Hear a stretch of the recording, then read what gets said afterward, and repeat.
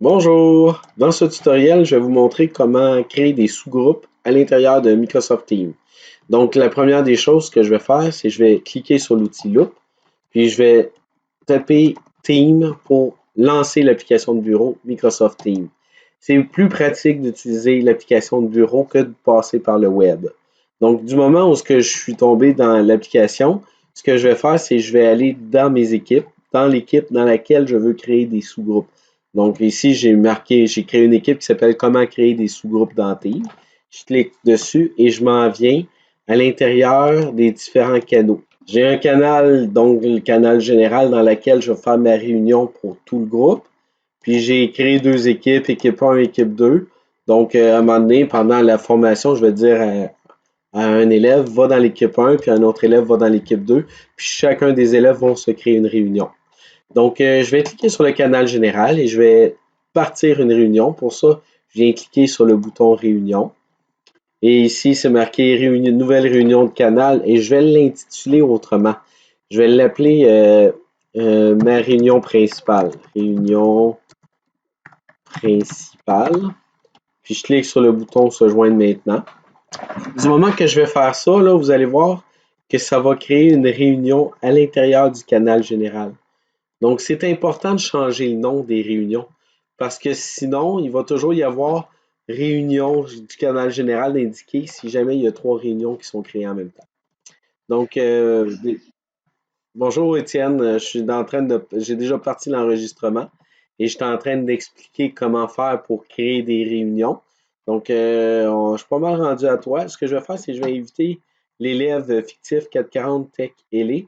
Donc, je clique sur demander la participation, mais je vais aller l'autoriser, ce sera pas bien long. Donc, disons que je suis en train de te donner une formation, Étienne. Là, pendant la formation, je vais te donner une consigne.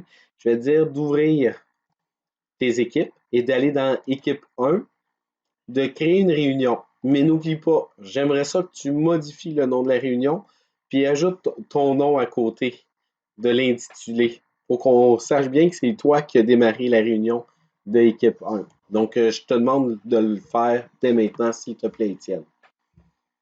Donc, pendant qu'Étienne est en train de s'exécuter, je veux que vous sachiez qu'Étienne, il va se déconnecter de ma réunion principale.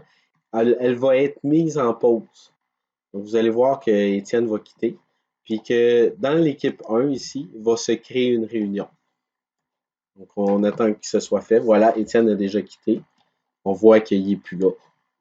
Puis, on attend quelques secondes que la réunion soit créée. Voilà, réunion Étienne. Donc, du moment où je vois ça, je n'irai pas cliquer sur réunion parce que je vais créer une autre réunion. C'est pas ça que je veux. Je veux me joindre à la réunion d'Étienne. À ce moment-là, je vais cliquer se joindre. Et là, on va venir me dire choisissez vos paramètres audio-vidéo. Donc, allons-y, je se joindre maintenant. Donc, je suis dans une réunion de sous-groupe. Pendant que je suis dans la réunion d'Étienne, bonjour Étienne.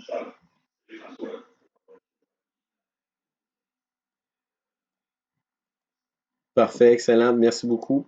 Donc, juste pour vous dire, pendant que je suis dans la réunion Étienne, ma réunion générale est toujours active, mais je suis en attente.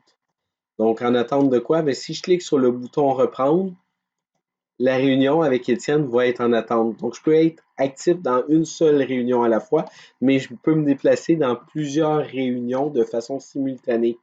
Et normalement, l'enseignant, il me semble, il faudra vérifier, mais il peut se déplacer jusque dans 4 réunions. Que cela ne tienne, si vous avez 10 réunions, vous pouvez toujours quitter à n'importe quel moment et revenir plus tard. Donc, vous pourriez vous déplacer au travers des 10 réunions sans problème. Donc, Étienne, j'aimerais ça, s'il te plaît, que tu quittes la réunion Étienne. Moi aussi, je vais la quitter et que tu reviennes dans ma réunion principale. Merci beaucoup. Donc, je clique sur le bouton quitter. Comme Étienne va cliquer sur le bouton quitter, ça va faire que réunion Étienne va être, voilà, c'est fait, donc va être terminée. S'il n'avait pas cliqué sur le bouton quitter, elle n'aurait pas été terminée. Mais notez qu'Étienne, à n'importe quel moment, il peut recliquer sur réunion de l'équipe 1 et en redémarrer une nouvelle, puis redonner un autre intitulé, là, il n'y a aucun problème. Donc moi, de mon côté, je reviens dans ma réunion principale et je clique sur le bouton reprendre. Et voilà, je suis de retour avec mon élève fictif et Étienne Côté qui est avec moi. Excellent. Donc, le secret pour que ça fonctionne bien, c'est à chaque fois qu'on crée une nouvelle réunion, de changer l'intitulé de la réunion pour le nommer adéquatement, pour que les gens sachent dans quelle réunion ils vont.